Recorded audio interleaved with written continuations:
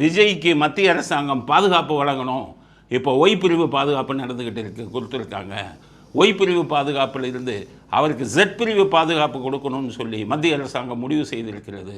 மத்திய அரசாங்கம் சரி, அந்த கொலைகார கூட்டத்திலிருந்து காப்பாற்றுக்க யாராக இருந்தாலும் இவன் பூரா என்ன வேணாலும் பண்ணுவான். அதனால் இப்போ ஒய் பிரிவில் ஏற்கனவே அவருக்கு பாதுகாப்பு கொடுக்கப்பட்டிருக்கிறது. இப்போ ஜெட் பிரிவுக்கு மாற்றப்பட்டிருக்கிறது. ரொம்ப பேருக்கு தெரியாது ஒய் பிரிவு பாதுகாப்புனா என்ன, ஜெட் பிரிவு பாதுகாப்புனா என்ன. ஒய் பிரிவு பாதுகாப்பில் இப்போ விஜய்க்கு 8லேருந்து 11 போலீஸ்காரங்களை தான் கொடுத்துருக்காங்க. அதில் என்எஸ்ஜி கமாண்டோஸ்னு பேர், அவங்கள ஒரு ஆள் 2 ஆள் கொடுத்துருப்பாங்க. ஆனால் இப்போ ஜெட் பிரிவுன்னு வந்தால் 22 காவல்துறையை நேஷ்னல் செக்யூரிட்டி கார்ட்ஸ், அதாவது மத்திய இதிலிருந்து காவல்துறையிலிருந்து 22க்கும் கொடுத்துருப்பான். எல்லாம் AK-47 வச்சுருப்பான். 5 commandos, national security guard commandos. பார்த்தா சுட்டு போடுவான்.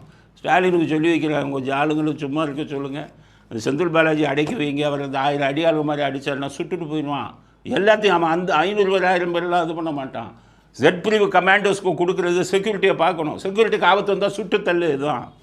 அதனால் உங்கள் செந்தில் பாலாஜி எல்லாம் உள்ளே விட்ட மாதிரி இன்னுமே உள்ளே போகாதீங்க, ஷூட் பண்ணி காலி பண்ணிடுவான். அதனால் இது மத்திய அரசாங்கம் எடுத்த சரியான முடிவு.